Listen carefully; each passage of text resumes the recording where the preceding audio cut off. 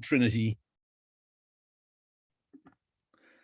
It's called Trinity for two reasons. One, that was the code name of the first atomic bomb test in Los Alamos back in 1975.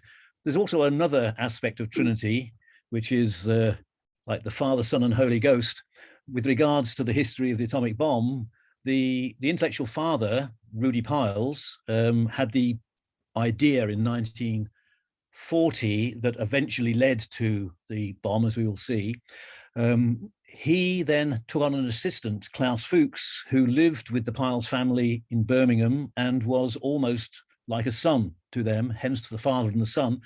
There isn't a Holy Ghost in this, but there's the unholy spooks of the security services, which is the third part of the story, which fascinated me, which really was, how was it that they discovered that there was a spy anyway? How was it that they decided it was Fuchs and so on? And one of the things that I discovered about this is that for 50 years, everybody have believed that the FBI were the people that cracked it. And in fact, it is not, as I will show you. It was GCHQ what done it. So let's give you some background, because for our local people here, the most obvious interest is going to be the period when Fuchs was at Harwell post-war. But I would like to set the scene of what he had done already, who he was, and so forth.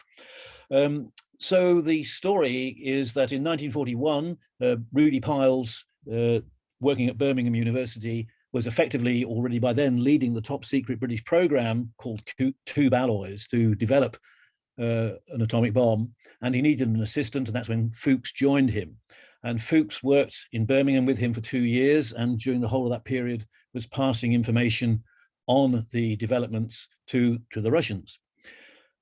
End of 1943, the whole program moved across to the United States, initially in New York for a year, and then to Los Alamos, where the bomb was finally constructed. And during that period, Fuchs continued spying and passing information, so that by the time the atomic bomb test took place in 1945, Stalin knew more about it actually than anybody almost in the Western world. Even the vice president of the United States, the first that he heard about it was when the president died prematurely, and he was brought up to speed.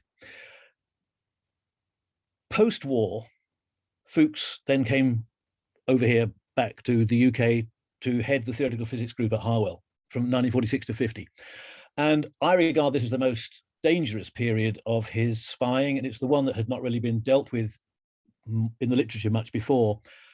The reason being that during the war, technically speaking, Fuchs had been passing information to an ally, not an enemy.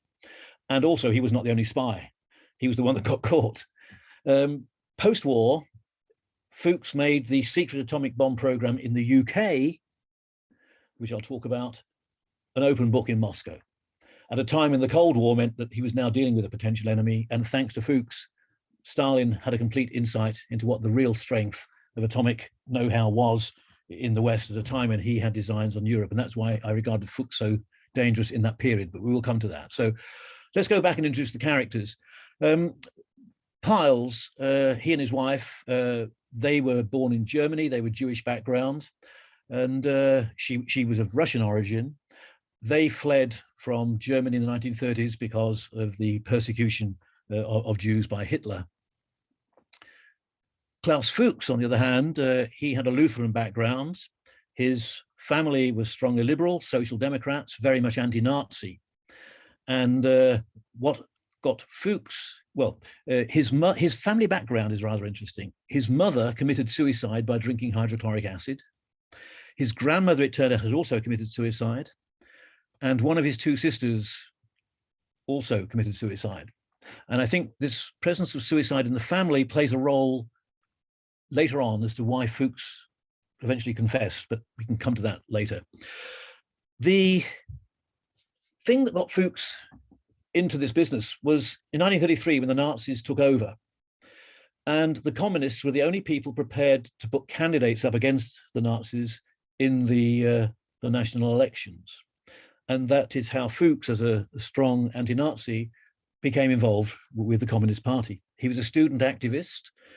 He was soon on the Gestapo hit list. He was tipped off that the Gestapo were after him, and he fled initially to France and then over here to Bristol. And indeed, the day after he fled, his apartment was raided. But by then, fortunately for him, he had got away. So Fuchs has now arrived in Britain, and he becomes a student at Bristol University. And thanks to some colleagues in the University Physics Department, digging around in the archives, eventually found the Physics Department photo of 1935. Fuchs was what we would call a graduate student. He had done an undergraduate work already in Germany, and he started graduate work in Bristol. And there's a picture of Fuchs, the young student in 1935, among the colleagues. In front of him is a man named of Herbert Skinner, who ironically will appear later in Fuchs's story in Harwell, when Skinner was the head of the nuclear physics department at Harwell post-war. And Skinner's wife, it turns out, as we will see, was having an affair with Fuchs. That'll keep you going for the next half an hour till we see what the real story is. So there we are in 1935. So the real story for physics comes starting in 1938 with the discovery of nuclear fission and the chain reaction in uranium 235, celebrated in this stamp that was published in Germany. I'm sure this audience don't need to tell, but I'll say it anyway. Uranium is the largest naturally occurring atomic element in the periodic table, and the nucleus, there's so much positive charge in there with all the protons, is very, very fragile, so that a single neutron is sufficient to make the nucleus of uranium wobble and fragment into two. That's what fission is. In the process of splitting, it turns out that a couple of neutrons are also liberated. And these neutrons then have the chance of hitting further nuclei of uranium atoms in the mixture and causing them to fission as well. So at each stage, you release energy, and this chain reaction increases exponentially in a millisecond or two. And releasing energy at each stage, if it happens fast enough, that energy can be released explosively. We now know. However, the reason why uranium under our feet isn't spontaneously exploding when random cosmic rays hit it is because uranium-235, the important isotope, is only 7 atoms in every 1,000. Normal uranium is dominantly made of uranium-238 and is safe. So the idea in 1938-39, which is all in the open literature, was that if you had tons of uranium, then it is possible that you might be able to release energy this way gradually in a heat engine, which is what we now call a nuclear reactor. And that was the state of the art in 1940. Nobody, as the war started, or even after the war started, saw this process as anything particularly threatening. It was a long-term venture for power creation. Nobody apparently asked the question, though, suppose I only had uranium-235 somehow. How much would I need to make an explosion, and how big would that explosion be? And that's where Rudy Piles comes into the story, in that in Birmingham, he and another emigre, Otto Frisch, did the calc. Well, Frisch was trying to see if he could, what we now call, enrich uranium. Starting off with ordinary uranium, could he increase the uranium-235 proportion by heating a gas containing uranium and using the fact that as it diffuses, the slightly lighter uranium-235 element isotopes will get on the top of the heavier U-238. And that way, by extracting it and repeating it, you might, by heating and diffusion, be able to enrich it. The problem was, it wasn't just slow, it was almost not happening. He had no idea how much he had to do anyway. And he then asked Piles, well, no, how much do we really need to get at this stuff? And it turned out that nobody had done the calculation, so Piles did. And to their astonishment, discovered that whereas you would need tons of uranium to do anything dramatic with normal uranium, if somehow you could get pure U-235, a lump the size of a grapefruit would be enough to have an explosive power equivalent to that of about 1,000 tons of TNT. And at this moment, they realized, a single bomb could be delivered by a single aircraft, delivering a punch equivalent to 1,000 tons of TNT, they quickly realized it would also be liberating radiation, making it extra hazardous. They realized also that there would be no material that could defend against such a weapon. And then they had the panic. I mean, those of you who've been involved in research know how it is. You spend all your time trying to solve a problem and you get nowhere. And then eventually you crack it. And the solution seems so obvious, your next thought is that other people have done it already. And that's what they panicked about. They thought that the answer appeared to be so obvious that were Hitler's scientists already aware of this and already building an atomic bomb of their own? And the only defense, they wrote a memorandum about this, which the Admiralty received. The only defense against such a weapon would be to have one yourself. And in a sense, they were the first people to realize the idea of mutually assured destruction, I guess, back there in 1940.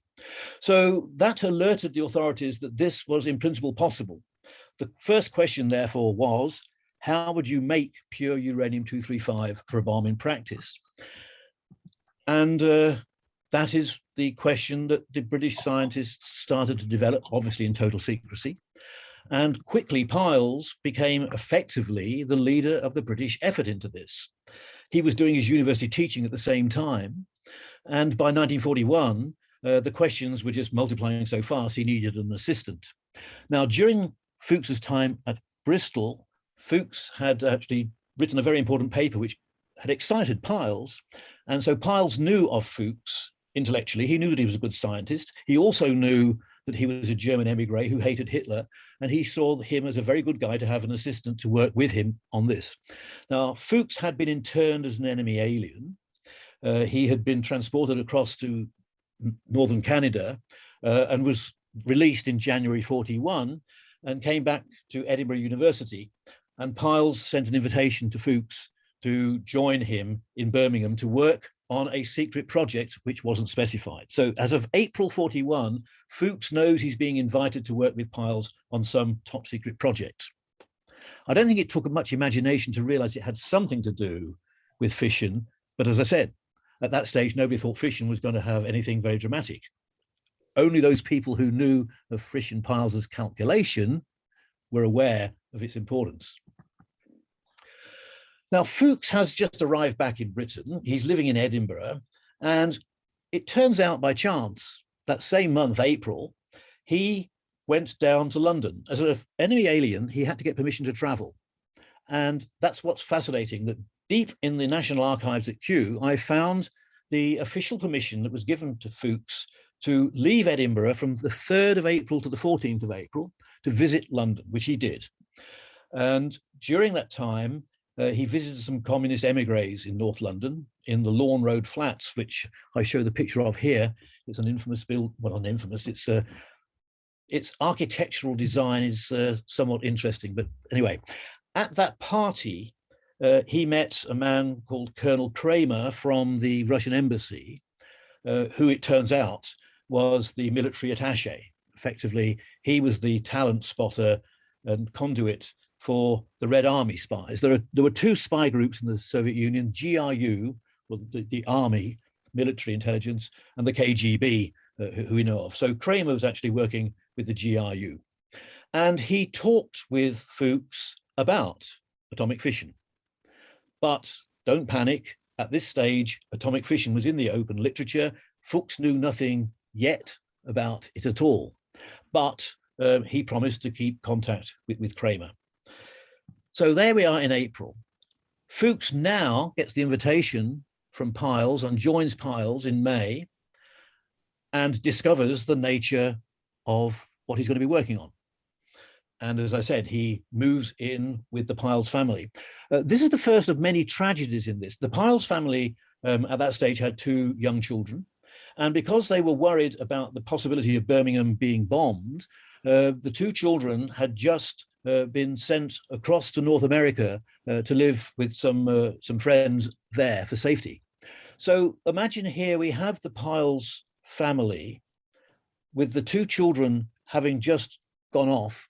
And so there's Rudy and Genia Piles with an empty nest, into which comes Klaus Fuchs, who lives with them and becomes almost effectively a member of the family, and really was loved by the Pileses. And even after everything that's going to happen, Genia Piles always described Fuchs as one of the most honorable men that she ever knew, which is somewhat paradoxical. Well, there you are. So he lived with them like a son.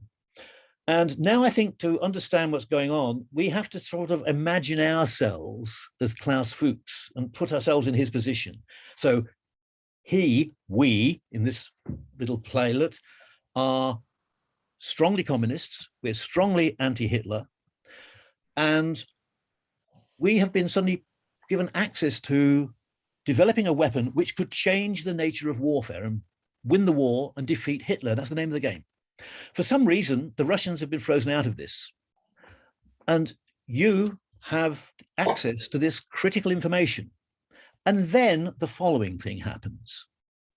At that stage, I should stress that the Germans and the Russians had a non-aggression pact. So technically, as of May, the Russians were still our enemy.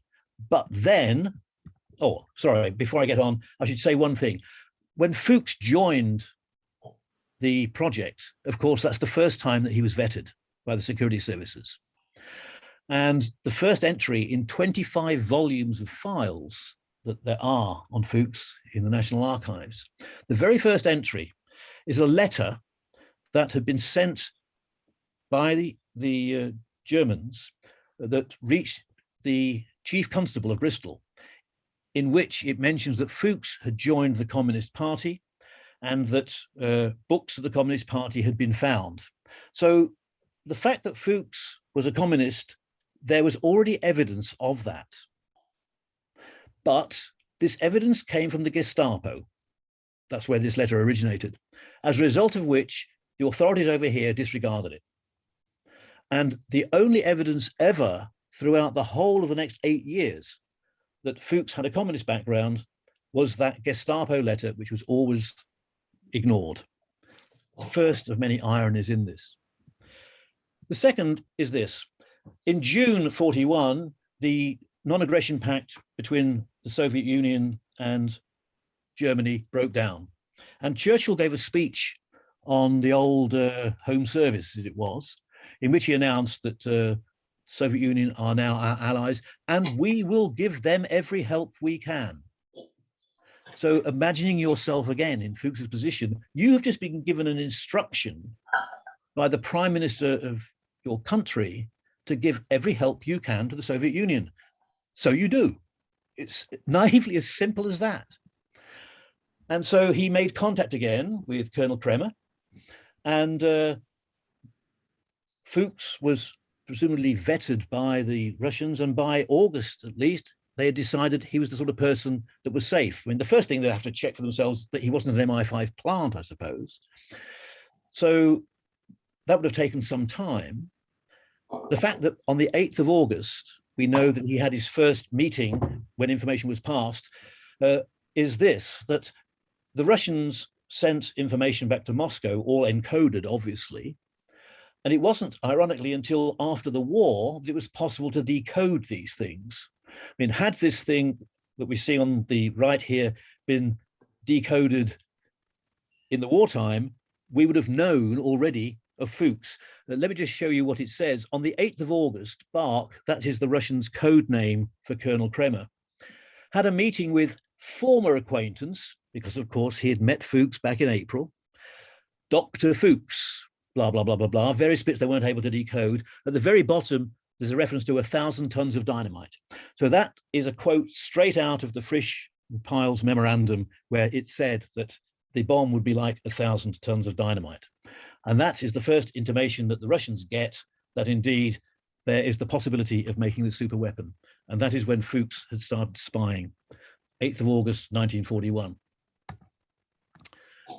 Kremer got called back to Moscow, and ironically, the Russians seem to have lost contact with Fuchs.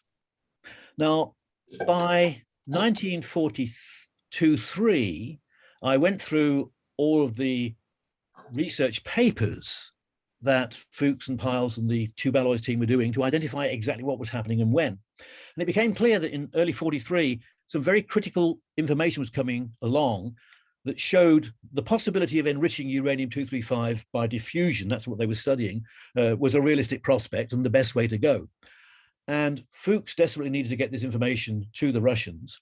And contact was made with an agent codenamed Sonya. And if anybody's read Ben McIntyre's book about her, you'll know of her. She was known as the girl from Banbury. She was living in Kidlington with her children and latterly in Chipping Norton. And Fuchs made contact with her. Fuchs is based in Birmingham. She's based in Oxford or Banbury. And over a period of about 18 months, she met Fuchs periodically at Banbury, a sort of midway point, and they would go walking in the countryside so that if anybody saw them, they would think that they were a couple on an illicit meeting, and he passed information to her. Now, one of the questions that had intrigued me was, how was it that Fuchs, who was living so closely with the Piles family, was able to get away and meet Sonya without raising any suspicion? And I found the answer, at least in one occasion, how he did it. I should just explain what you're seeing here at the bottom in English is the English translation of some Russian files, which were found and transcribed by a Russian defector some years back, which refer to Fuchs's transmission dates of information. A couple in 1941, those are the ones to Kramer, and then 5 in the 1943 era, which were via Sonya.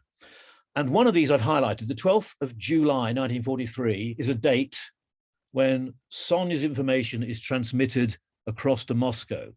So sort of working back, that's the date that Moscow received the thing. So a few days or sometime before that will be when the actual handover has taken place. So let's see what I now discovered totally by accident in the Bodleian Library. 6th of July that year. At first sight, this has nothing to do with anything. A letter from Professor Hoon Rothery, who is writing a book. And he sends his letter to Rudolf Piles, asking whether somebody could just proofread the book for him, and has had the suggestion that Fuchs, who works with you, might perhaps like the job of doing this. So that's the 6th of July. The 8th of July, Piles replies. Piles was great because he kept carbon copies of all of the mails he sent out. So unlike modern mobile phone messages where on a train you only hear half of the story, with these things you can see both sides of the story thanks to Piles's carbon copies. So here is Piles's reply. Fuchs is on holiday this week. So we know that that week Fuchs was on holiday, the week of the 6th and 8th of July. And just recapping, that explains he used his holiday to see Sonya, and by the 12th of July, she had sent the information on that occasion across to Moscow. So that's an example of how he cleverly managed to do it.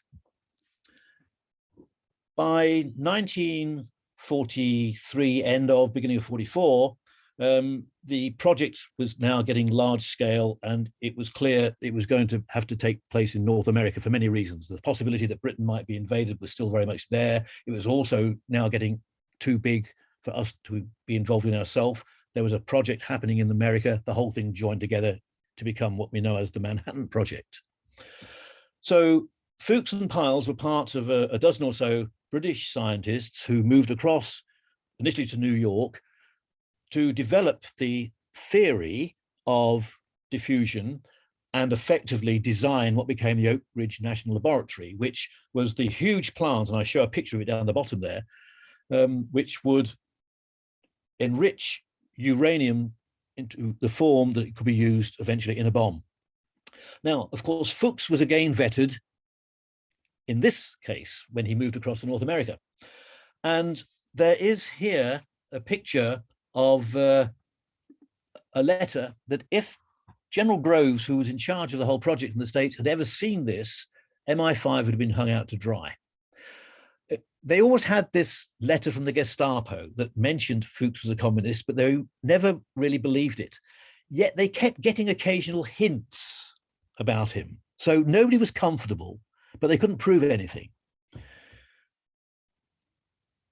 And a man called Major Garrett writes to Michael Perrin, who was the administrator in charge of the whole project, with the following advice about what we should tell the Americans. It would not appear to be desirable to mention Fuchs's proclivities, namely his communist interest, to the authorities in the USA. And we do not think it is at all likely he will attempt to make political contacts in that country while he is there. Well, with regards to that, how wrong could you be?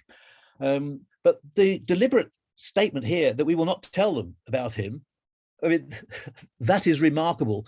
There are many things still redacted in the papers in the National Archives. I'm astonished that this one is there visible because, well, rarely do you see such things that make your remaining hairs stand on end as that.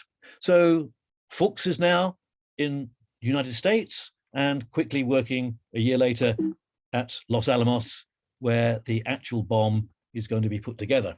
So we now come to his third phase of I should say that Sonya's legacy was that she arranged a contact place in New York for Fuchs to meet a new courier called Harry Gold, who was his contact throughout the next 3 years when he was working initially in New York and then at Los Alamos developing the bomb, which was the 1944 to 46 period. Up to this stage, everybody had been trying to make a uranium weapon, which indeed they did do. That was the form of weapon that was dropped over Hiroshima. But a new way of proceeding had been developed, and that was to build a bomb of plutonium. People realized that the neutrons hitting uranium had a byproduct. It would turn the uranium into plutonium, and gradually you could accumulate plutonium, which turned out to be more fissile and more efficient at making a weapon than uranium. And indeed, it was the plutonium bomb which was dropped over Nagasaki. And the test that you see the images of was indeed of a plutonium bomb. The uranium bomb, technically, once you got the uranium, you couldn't stop it working. That was straightforward. The plutonium bomb was much more tricky. And Fuchs in particular was central to solving some of the theoretical physics problems that enabled the plutonium bomb to work. And Oppenheimer was so concerned about this, he decided they had to test it. And that is what the Trinity test was all about. One passing comment that I will just leave and we can refer to in questions. Fuchs's other sister, the one that hadn't committed suicide, was living in Boston. And I now know that she was used as an intermediary by Fuchs to make contact with Harry Gold, because when Fuchs moved to Los Alamos, he disappeared off the map for a while. And his sister, Crystal, was used by the Russians as a contact and even given a code name. And the fact that his sister was involved, I think, is actually important to understanding things later on. So the bomb is tested, it worked. Fuchs sent the information about that to Moscow via Harry Gold. And this was perhaps his most important contribution during the war itself, because up to this point, everything had been theoretical. Now, with this test, there was a bomb that actually works. And Fuchs supplied all the technical details and the parameters required to make such a working weapon, which is what the Russians then duly did, and by 1949 developed a plutonium bomb themselves. The war ends. We now move on to the beginnings of the dangerous stuff with the hydrogen bomb. In the community, well, we know the hydrogen bomb was developed post-war, but even today, the details are very closely guarded secrets, even though the early work on the hydrogen bomb was a bomb that wouldn't work. But that's what we scientists know, but security people are very nervous. In the community, it was known that Enrico Fermi had given a lecture at Los Alamos on his thoughts on how to design a hydrogen bomb. There are 3 papers still classified in the archives, one of which is clearly referring to Fermi's lecture. You cannot get these today, which is rather odd because these 3 papers are accessible if you know where to look. One of them is the details of the Russian bomb program, which they published in 1990 in a Russian volume. One of them is a copy of some notes on Fermi's lectures, which were sent to 6 scientists in the UK, one of which is still visible in the G.P. Thompson archives at the Trinity College, Cambridge. The third, which is Fermi's lecture notes themselves, we managed to get from the United States, thanks to the Freedom of Information Act over there. And that was when it blew my mind, and you'll see why rather quickly. The date of Fermi's, well, he didn't give a lecture. It turns out he gave a series of 6 lectures, and they were spread over several months. And it is clear that Fermi was trying to work out what was involved, and he was reporting regularly to this closed group of scientists at the Los Alamos lab. The basic point being that what we've talked about so far, fission, is a large lump of uranium or plutonium which gets split and releases energy. Now, terrible though that is, there's an upper limit to it, because the moment you split, you soon end up in a millisecond having lumps that are so small they can no longer do the job. A hydrogen bomb is the opposite. It's fusing together nuclei of hydrogen isotopes analogous to what happens in the center of the sun. And there is no, in principle, limit to the size of this. I mean, the sun is an example. If you could gather together that amount of stuff, you could make an object as big as that. Whether it could be done explosively or not is a separate issue. So the hydrogen bomb is an interesting concept. But how do you make things fuse in the first place? Well, to do it, you need a huge temperature in order to get those positively charged nuclei to overcome their electrical repulsion. And Fermi's insight was that in an atomic explosion, there is a temperature of about 10 million degrees at the heart of it all.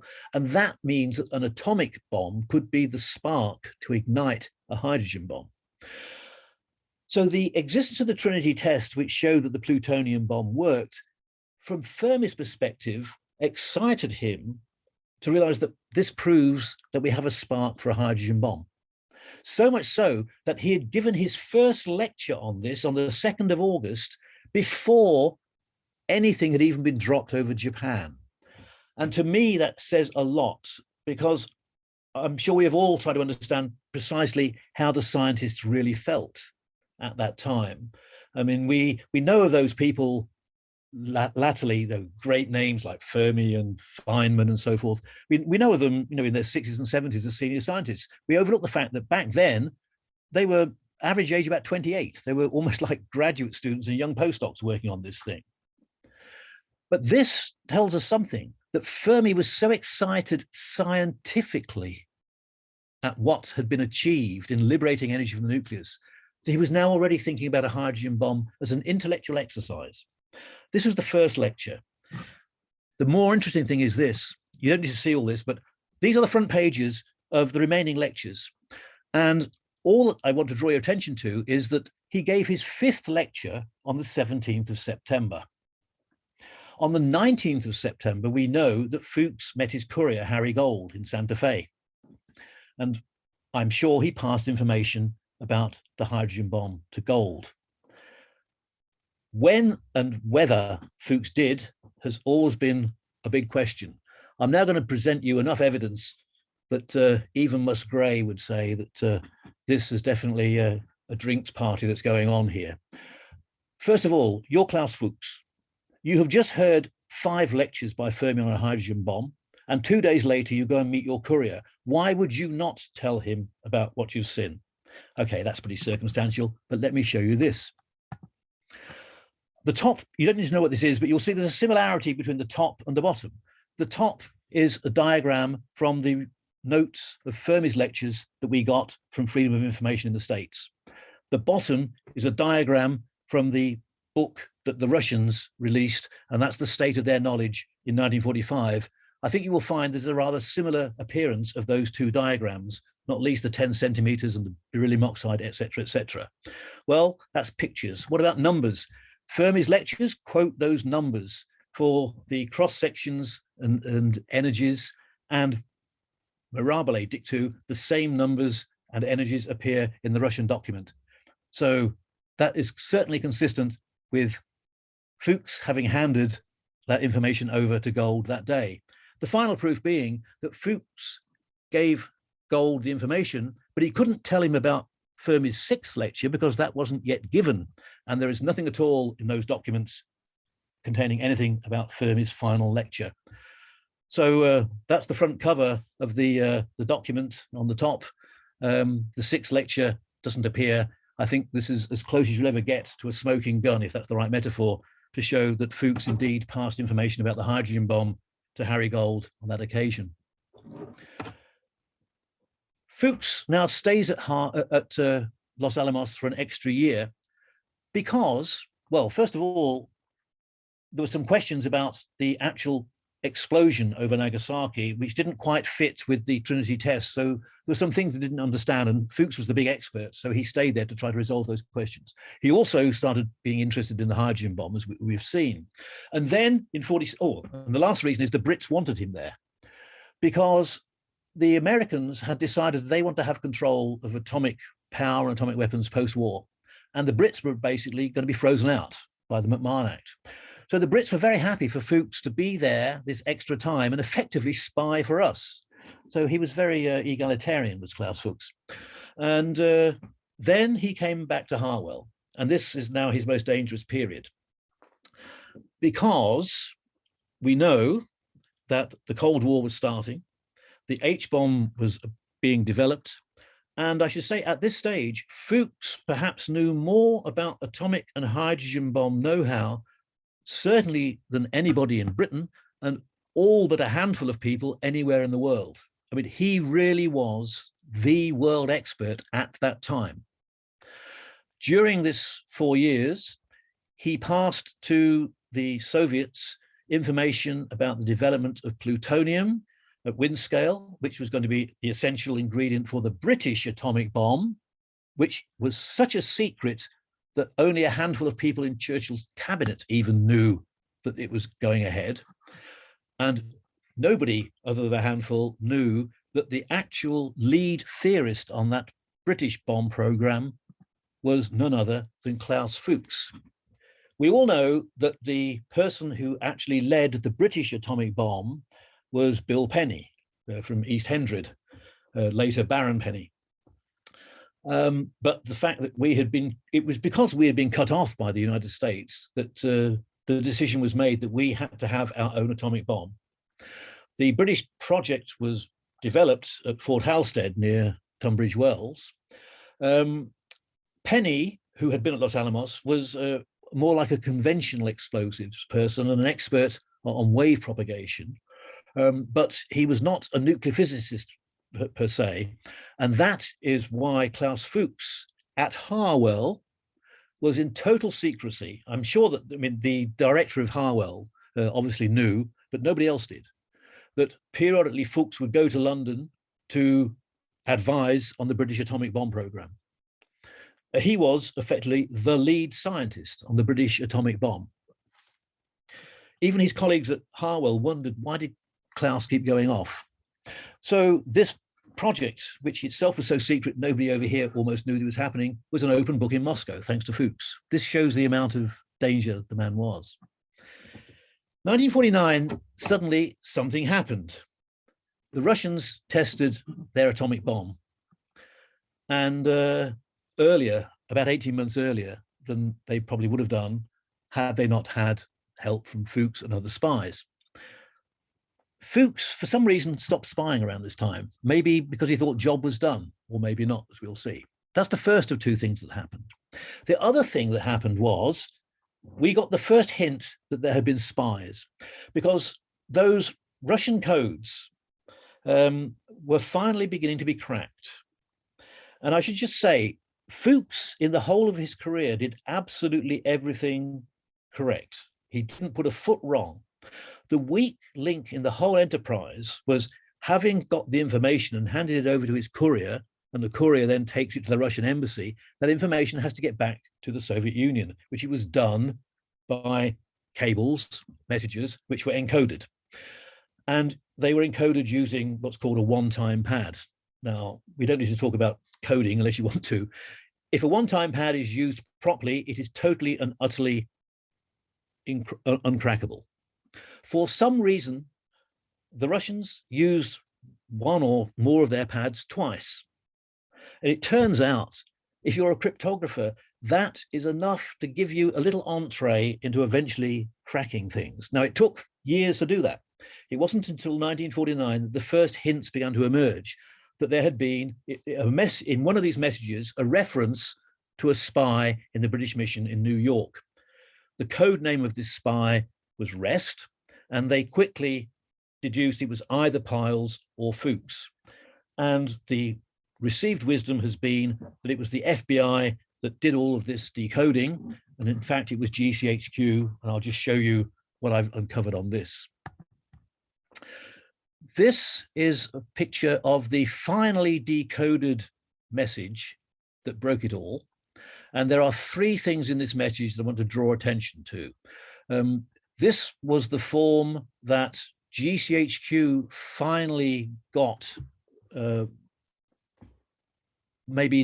final version was published in 1954. By 1949, I'll show you where things were. But there are three critical things in here. First of all, there is a spy codenamed Rest. The second box is this spy is working on diffusion, which is his speciality, and has written a report on it with a code number, MSN 12. And at the bottom, the island, that's the reference to Britain by the Russians. Carthage is Washington. The island's director in Washington, that is actually Chadwick, who is working in Washington overseeing the whole project for the Brits, is ascertaining the details of the transfer of work to the island. At that time, it turns out, there was a question whether Fuchs would leave the project rather than going to Los Alamos to come back to Britain to start doing the preliminary work on what eventually would become the British nuclear program. That decision didn't take place. It was decided that he would go to Los Alamos, as we all know.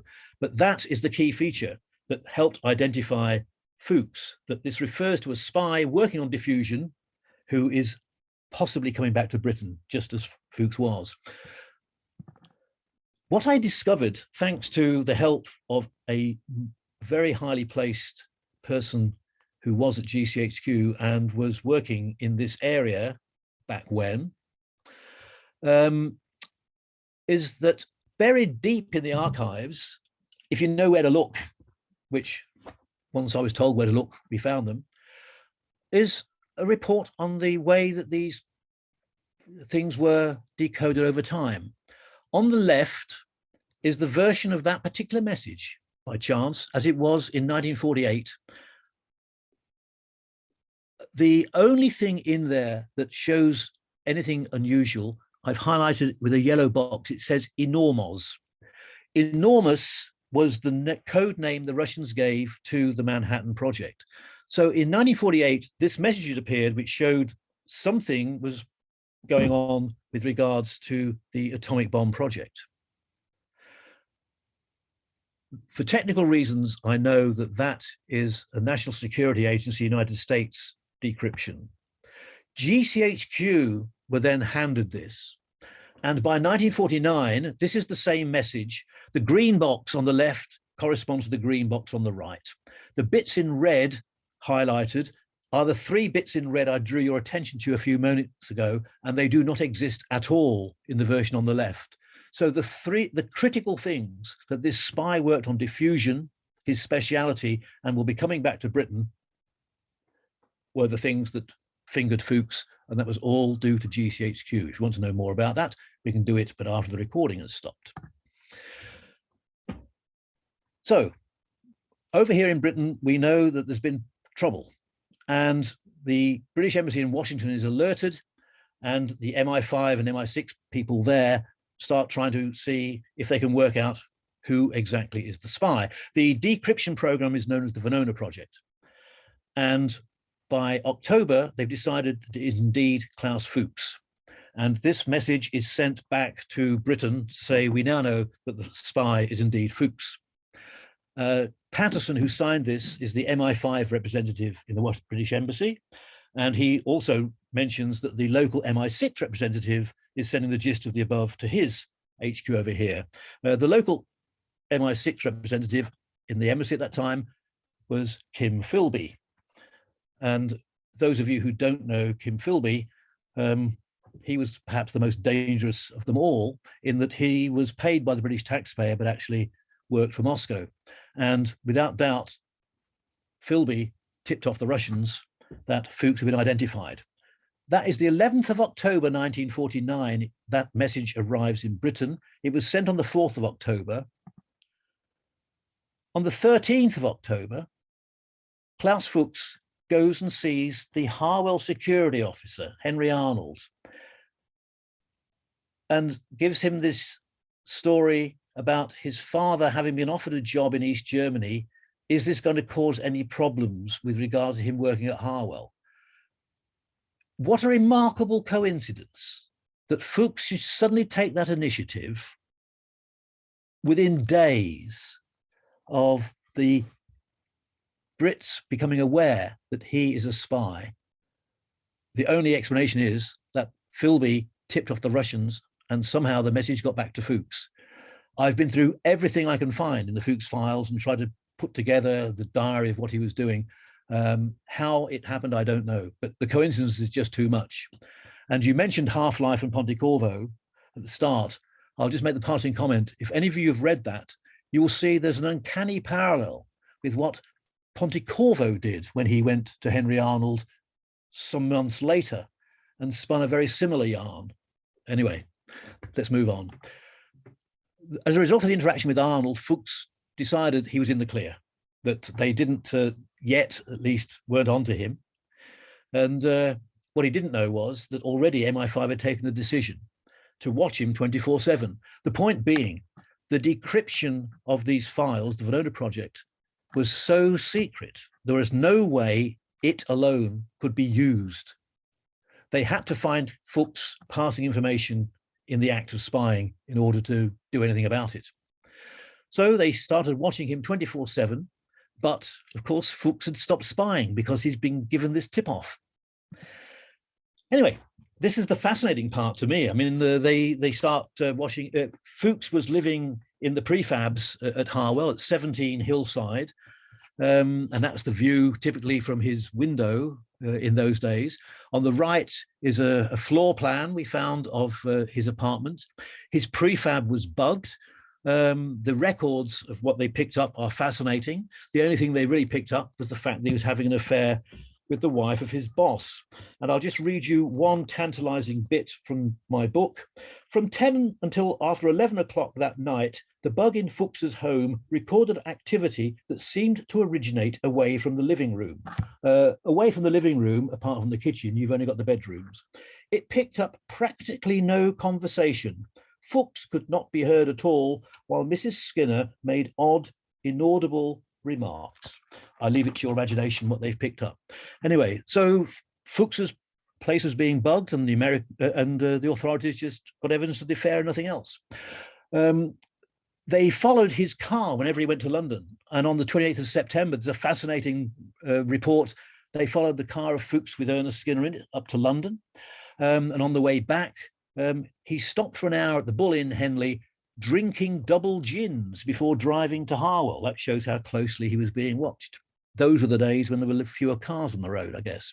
The more interesting thing is what happened between the 17th and 19th of January. I should just say, so you've got the timelines. By the end of January, it's when Fuchs cracks and the whole thing falls apart. On the 17th of January, he and Ernest Skinner went off and stayed overnight at the Riviera Hotel in Maidenhead, where they entered the names as Dr. Fuchs and Mrs. 17 Hillside. Very clever. So it doesn't mean Mrs. Fuchs, it just says Dr. Fuchs and Mrs. Then they spent the next 2 nights at the Palm Court Hotel in Richmond, where something happened and Fuchs panicked and confessed. I put quotes around it because the nature of what he told Ernest Skinner has never been established, and we just do not know.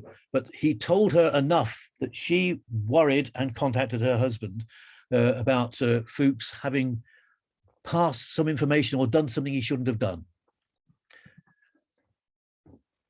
MI5 were basically getting nowhere with getting direct information on him.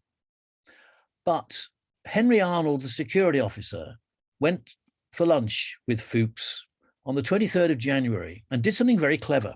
A general election had been called, and Arnold seems to have used that as an opportunity to discuss politics with Fuchs, and discovered that Fuchs was much more leftist than anybody had really appreciated, which was worrying given what he was working on. So Arnold also got the impression that Fuchs was very highly strung and really wanted to get something off his chest. So the next day, MI5 sent up their investigator, Jim Scarden, and Scarden went to London. Well, he interviewed Fuchs in his apartment, in his prefab in the morning.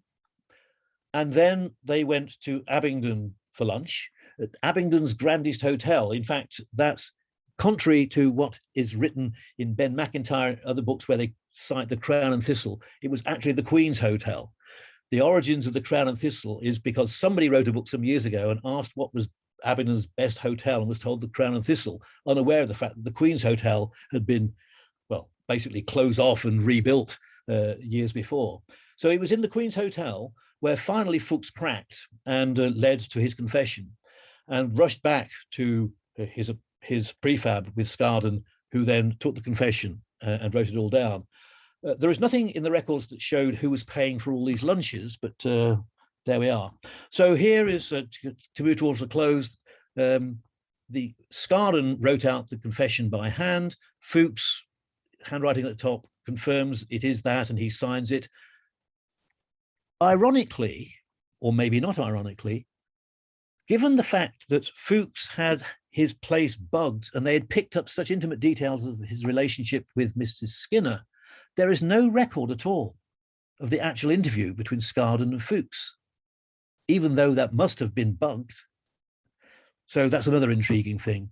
Anyway, so Fuchs was confessed. He confessed, I think, in part because he knew by then that Harry Gold, his courier, had been arrested in the States. And I think he worried that his sister, Crystal, in Boston, had been implicated, because Fuchs knew he had made no mistake.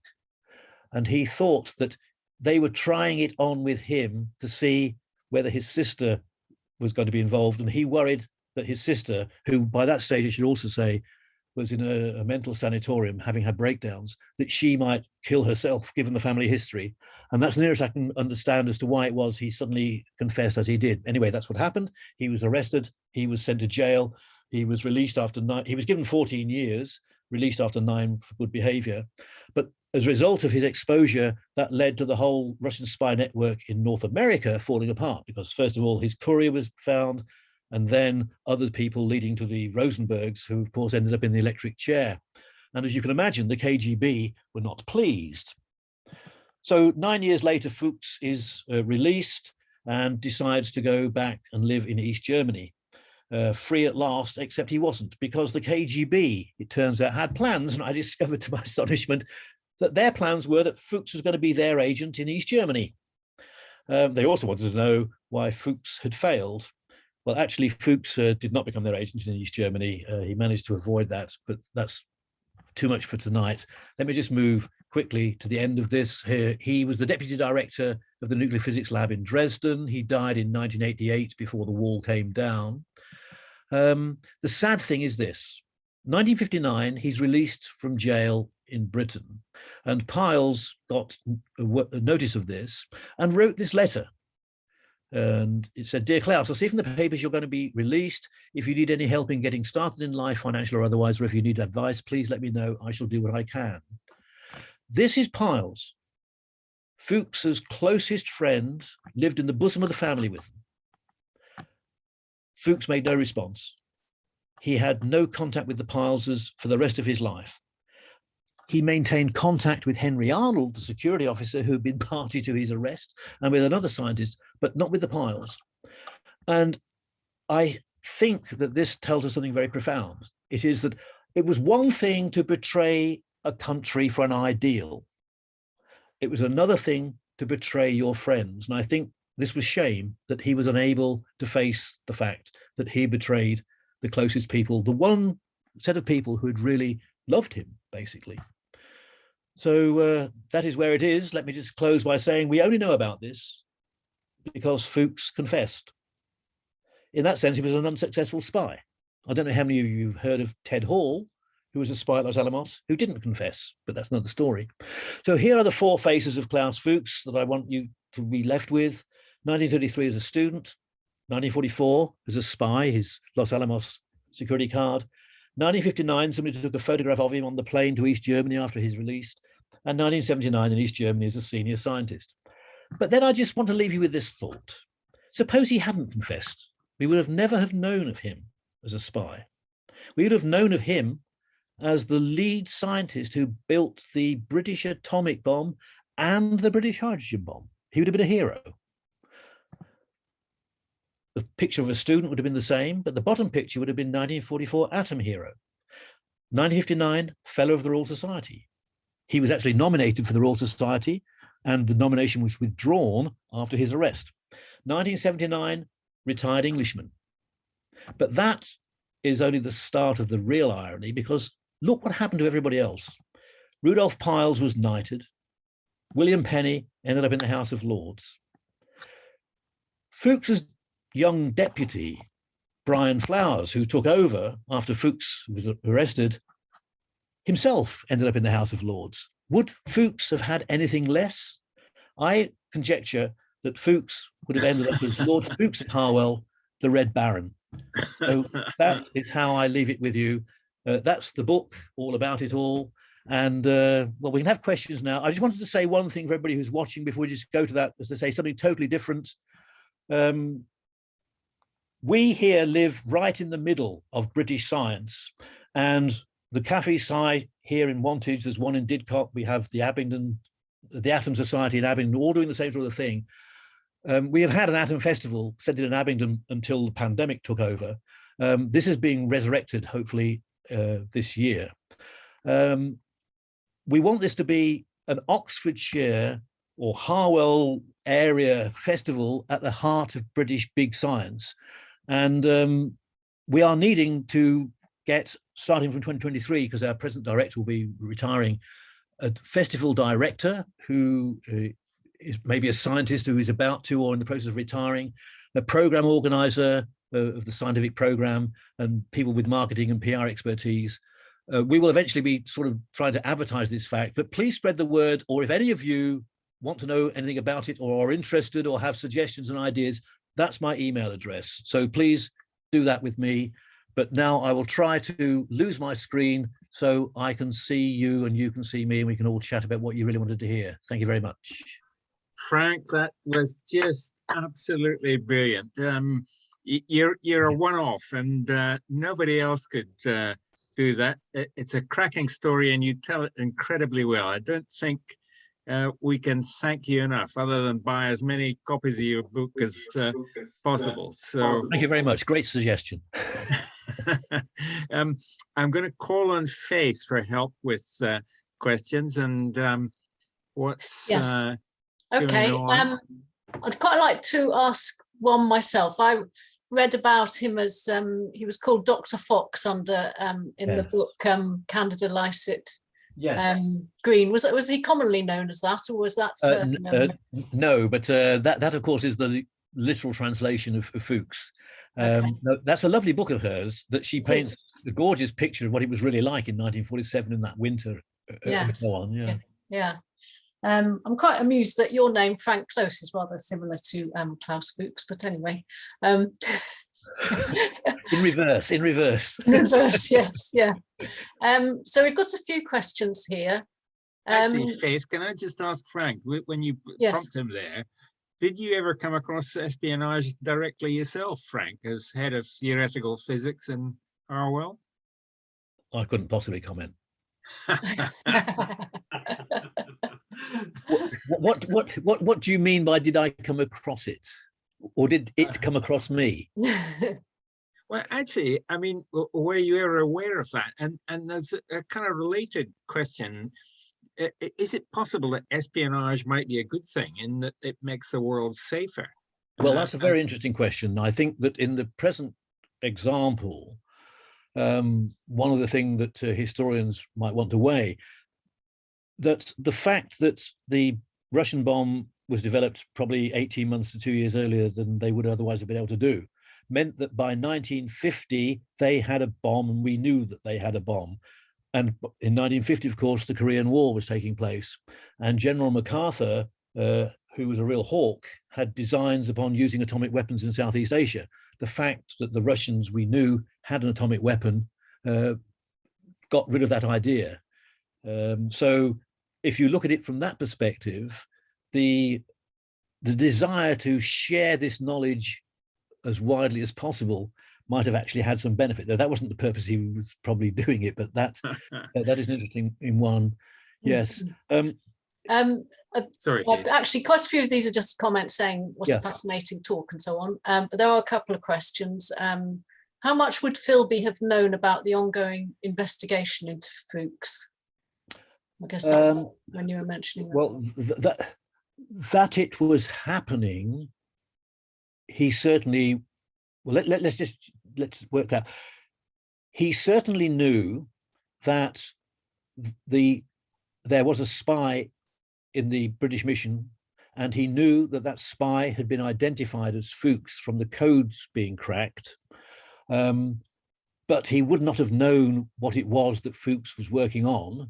That was far beyond the pay grade. Even the intelligence services had no idea what all this is. You know, we today know what they were doing, but all they knew was there was some top secret project. Of course, after the bomb had been exploded, by inference, they knew that what it was. So Philby would have known that Fuchs had been fingered, and he did his work, which was to let Moscow be alerted to the fact that Fuchs had been identified. Because the first thing that, if you're running spies, you have to do is, if one of them gets identified, you've got to pull them out before they can tell the authorities information about other contacts. From that point on, I don't believe that Philby would have known any more details, not least because he was in the States, and there's no reason why he should. Mm. Okay, there's another question here. Do you have a sense of how much the balance of power would have shifted in the Cold War had Fuchs not spied?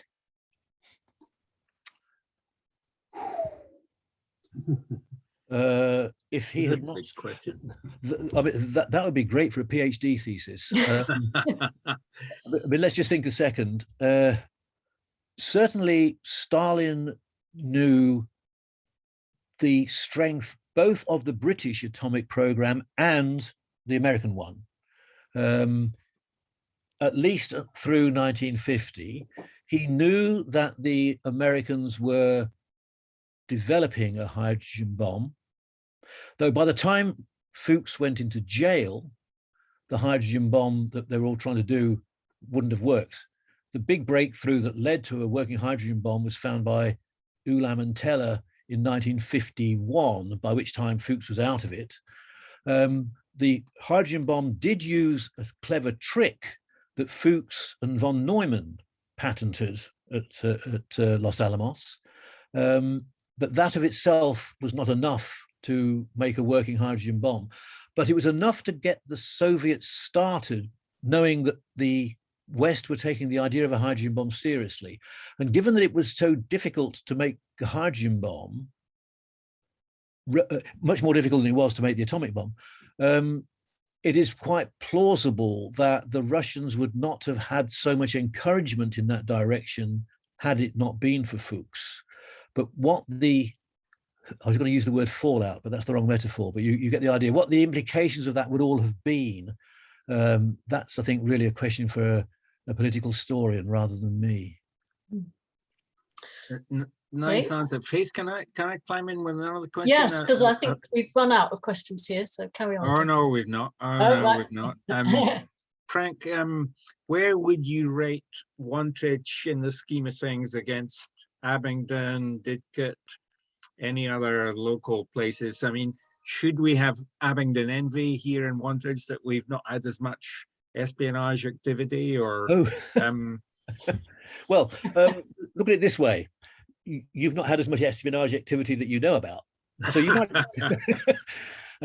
Yes, I didn't say, that yes, Fuchs, although he ended up in the prefabs, he spent 6 months or more in Abingdon at what is now the headmaster of of Abingdon School's house, which was in those days a boarding house that scientists and others lived in. So he lived in Abingdon for a while. And so, yes, there's certainly an Abingdon connection with him and with Pontecorvo. There is an interesting case, but you asked this question about other things. I don't know. There is a thing that fascinates me as to what happened later in and around Harwell with regard to the British hydrogen bomb development, which is fascinating me. I don't know whether this is a story I'm going to get into, but there's a man called John Ward, who was a brilliant theorist, a British guy, who was working at the Advanced Institute in Princeton. And when we wanted to develop our hydrogen bomb, Lord Harwell, who was Churchill's science advisor, knew of Ward from his time at Oxford. I mean, Ward should have won the Nobel Prize and shared it with Abdus Salam. He was that quality. And Britain didn't think it had the right quality of people to develop the thing. So Ward was pulled over here.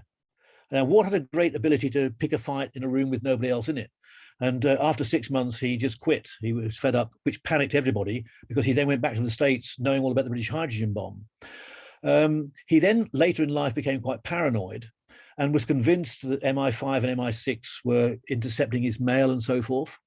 And thanks to his sister, I got copies of a lot of his correspondence, which I actually have here under my desk and might work on someday, which really show his paranoia.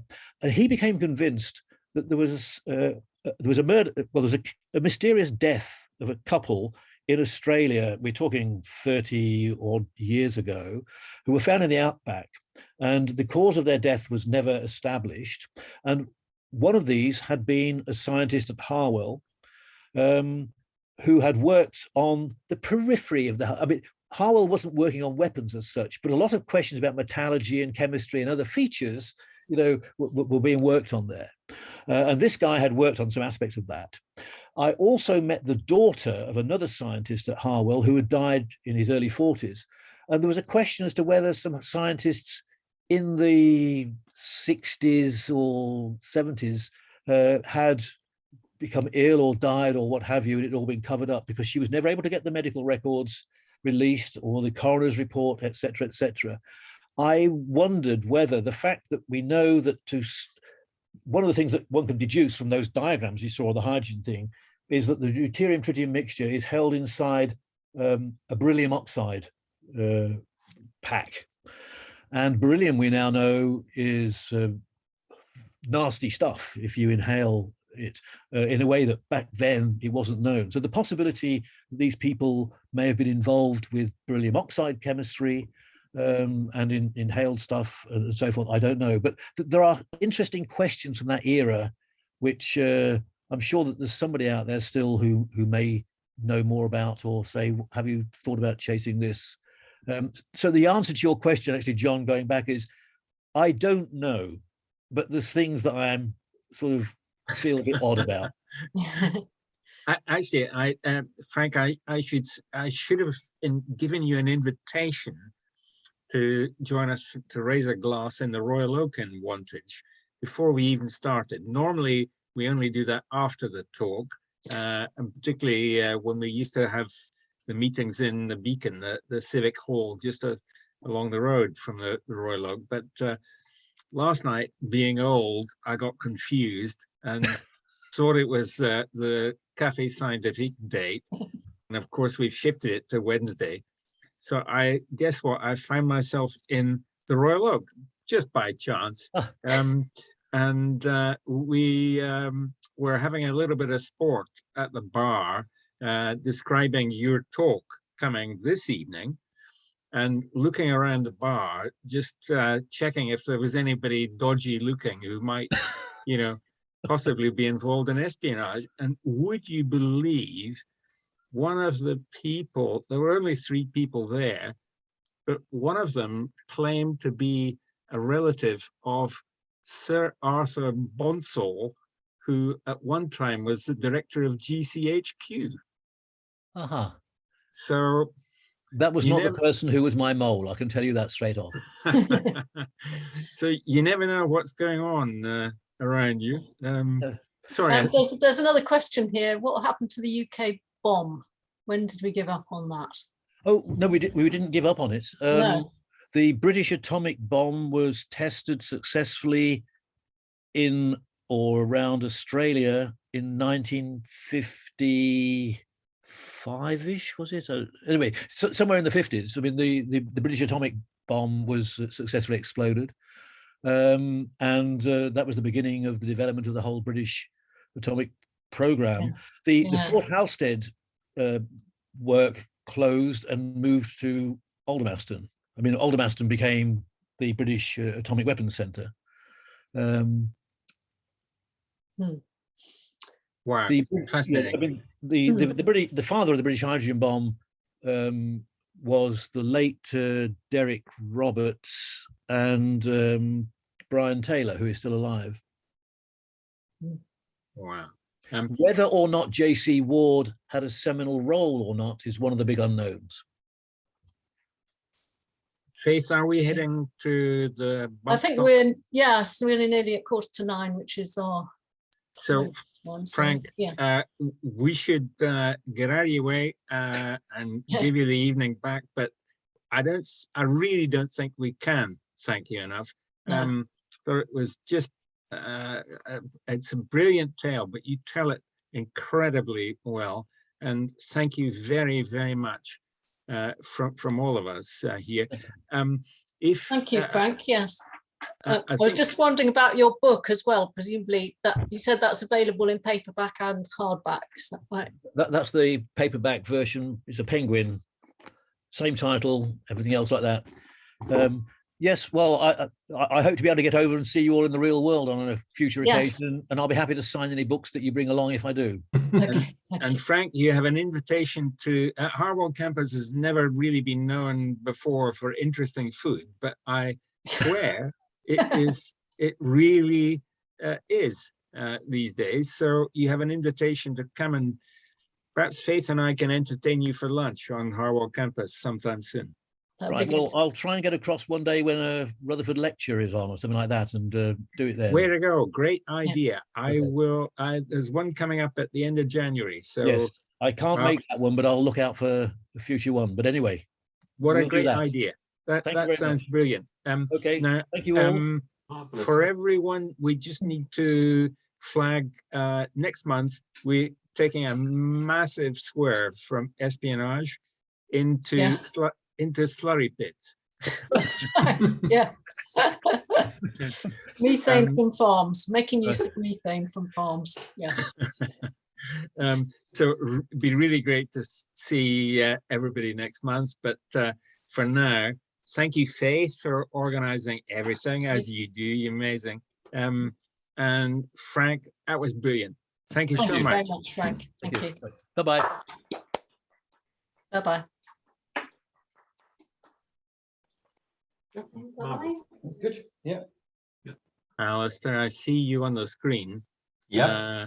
And forgive me that I panicked earlier on and just pressed the record button. So for God's sake, edit this bit out. Okay. Lovely to see you all. Thanks for joining us, Ken. Happy New Year. Okay. Now, Happy New Year.